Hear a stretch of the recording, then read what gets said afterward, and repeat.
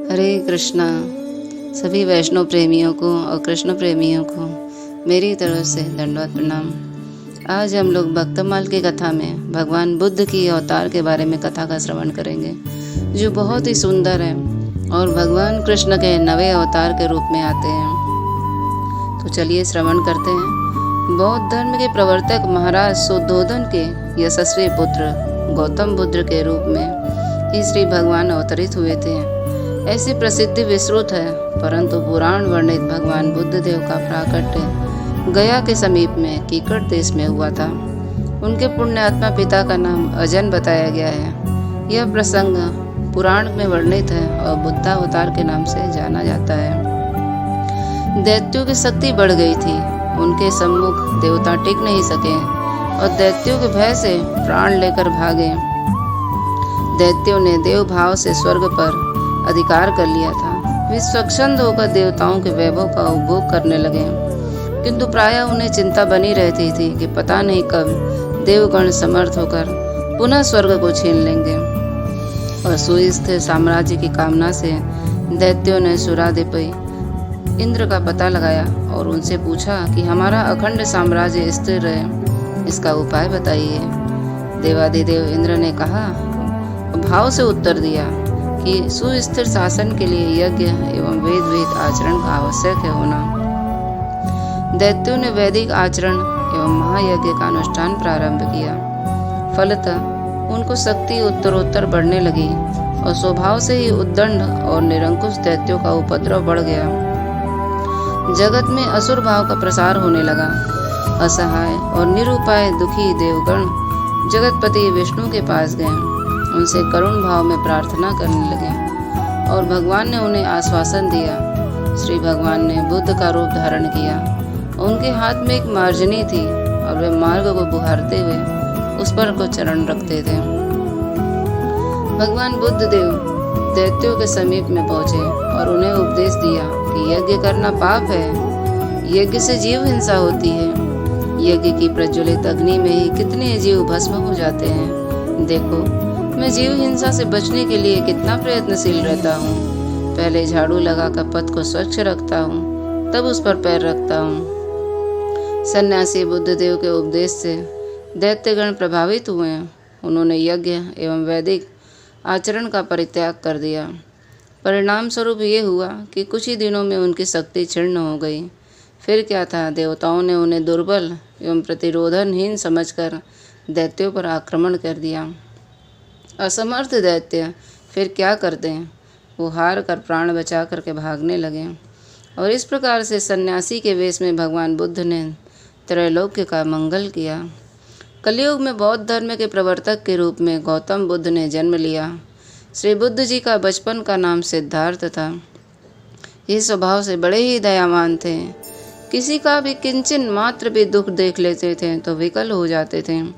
और यही कारण है कि इनके पिता राजा शुद्धोधन की ओर से राज्य में ऐसी व्यवस्था कर दी गई थी कि कोई भी दुखमय प्रसंग सिद्धार्थ के सामने प्रकट न किया जाए। परंतु यह सब होने पर भी दैव योग से एक दिन सहसा एक रुग्ण पुरुष की, कुछ ही दिन के बाद में एक अत्यंत वृद्ध पुरुष की और उसके पश्चात एक मृतक को देखकर इनकी आत्मा सिहर उठी और उसी दिन से इन्होंने जगत से उदास हो गए। इनकी उदासीनता को देखकर इनके माता पिता को बड़ी खला और उन्हें में पश्चाताप होने लगा कि ये क्या करे अब इनका। इन्हें जगत प्रपंच में फंसाने के लिए अत्यंत रूपवती यशोधरा नाम की कन्या से सिद्धार्थ का विवाह कर दिया गया। और समय आने पर सिद्धार्थ को राहुल नाम का एक पुत्र उत्पन्न हुआ। परंतु उदासीनता मिटी नहीं, बल्कि बढ़ती चली गई। परिणाम स्वरूप अपनी पत्नी प्रिय पत्नी यशोधरा, नवजात पुत्र राहुल और स्नेह मूर्ति पिता महाराज शुद्धोधन तथा वैभव संपन्न राज्य को, इन सब को ठुकराकर युवावस्था में ही गौतम घर से निकल पड़े।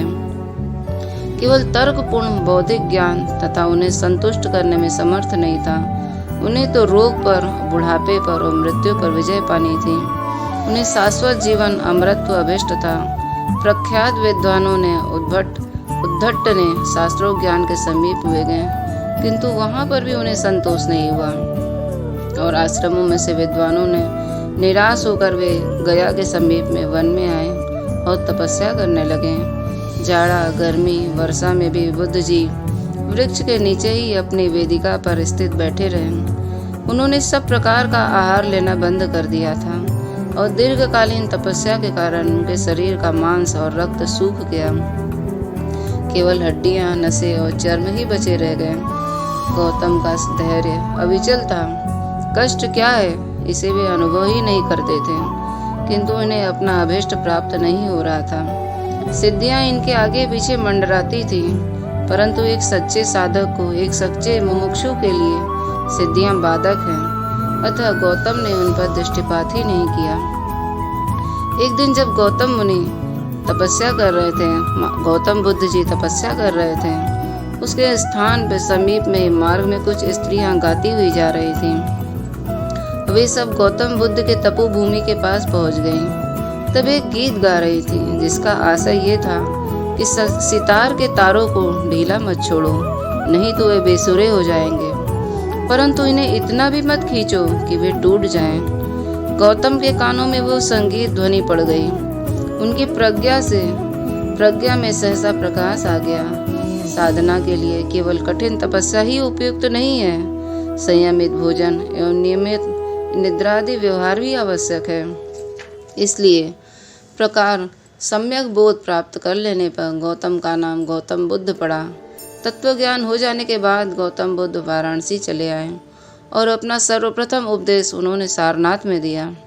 और उनका उपदेश था सत्य, अहिंसा, अस्तेय, अपरिग्रह, ब्रह्मचर्य, नृत्य, गान आदि त्याग, सुगंध माला त्याग, असमय भोजन का त्याग, कोमल सैया का त्याग, कामनी और कंचन का त्याग। ये 10 सूत्र आपने दुख उन्मूलन एवं निर्वाण प्राप्ति में परम उपयोगी बताया। और इनका मंत्र था धम्मं शरणं गच्छामि, बुद्धं शरणं गच्छामि, संघं शरणं गच्छामि। यह बुद्ध जी का शरणागति मंत्र है। हरे कृष्णा। भगवान बुद्ध देव की जय।